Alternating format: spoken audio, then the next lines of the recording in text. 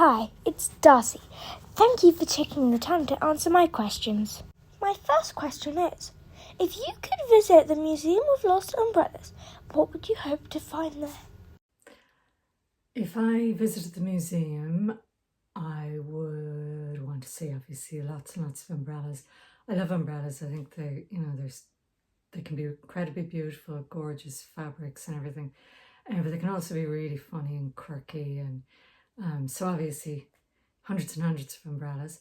But I'd also really, really love to see the clock, the grandfather clock with the harebells, the blue harebells on it that turn into hares if you have glam sight and the hares run and chase each other around the clock. I'd also love to see the paintings that all move. The one with the three women with the umbrellas that go flying up out of the frame, and the Storm at Sea. And of course I'd want to see the Mary Poppins poster. But I'd also really love to meet Nix, the shapeshifter. I'd love to meet him as a parrot, maybe in the kitchen, eating a cookie. My next question is, what kind of adventure could a lost umbrella go on before it ends up in the museum? I have this idea that most of the lost umbrellas in the museum were probably lost in transit, like most umbrellas are, on planes and buses and trains. But it begs the question, how and why did the museum come into being? And that was something I had to think about. Even though I don't tell you in the book, I do know why Amelie Bataille and her daughters set up the museum. I figure that they had maybe a collection of umbrellas, that the cloud witches would naturally have an affection for umbrellas, even if they're not cloud umbrellas. But I had this notion that they decided to set up the museum and to add to their collection that they all went out to, cities of Europe, maybe Paris, Rome, London, Manchester, Dublin, Cork, and maybe other places too, and that they went to the train, because this was 1837 that they set up the museum, that they went to the train stations and the ports and maybe the big hotels, and they went to the lost and found sections and found the clerks and bewitched them for a few minutes and raided the lost and found and took away the umbrellas with them and collected the basis for their collection there. And of course, amongst the ordinary umbrellas, they will have found some cloud umbrellas, which I feel are there in amongst the other umbrellas in the museum, with the idea that one day somebody may walk in and the cloud umbrella may respond to that person like Little Green does to Dilly, and come alive. So that's the umbrellas in the museum. Good question, because I have to admit that when I was thinking it through what I was going to answer, I suddenly realised, ooh, this is a book. So thank you. My next question is, what inspired you to write the Museum of Lost Umbrellas?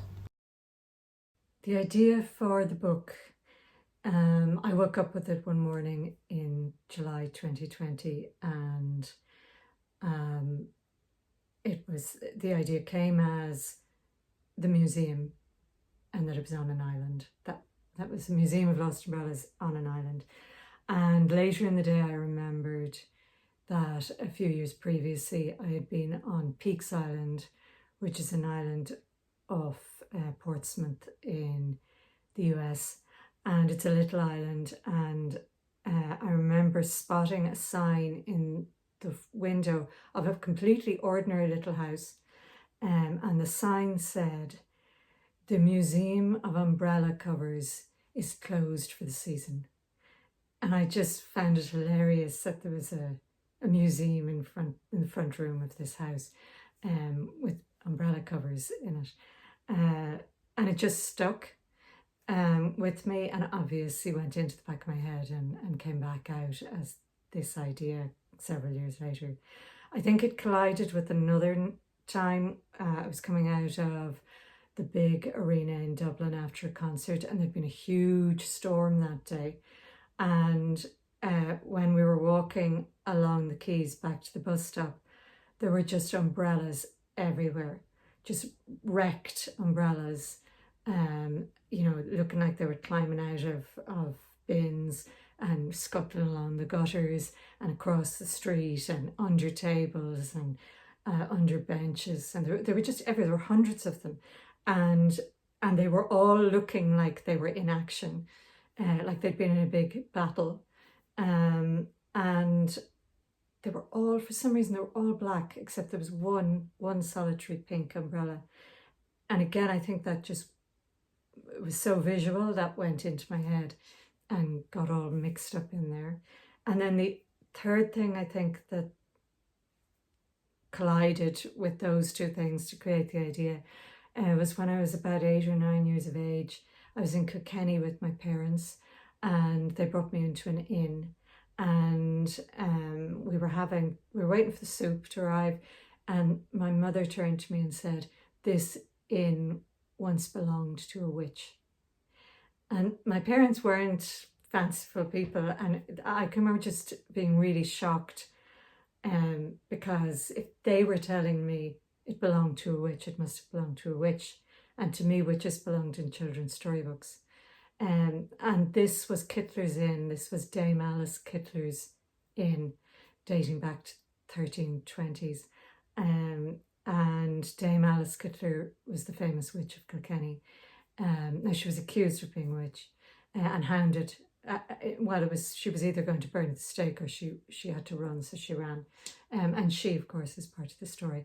But she went into my imagination that day and she never came out of it. I think it was inevitable I was going to put her in a story sometime. My next question is, which comes easier for you, the character, the world building, or the plot? Ideas arrive for me. Oh, they arrive like a bolt from the blue, or a light bulb moment. Some have arrived as characters, and some have arrived as plot. I might get the beginning and maybe the end of a story and have to figure out the middle. This one arrived as a place, as the museum, as the island, and I had to figure out what to do with it. So I had to people it with characters. I love character building. Some characters come much easier than others. There are always some that need a lot of work. Some are absolutely alive. Aunt Florence, in my original version of the story, Aunt Florence was dead.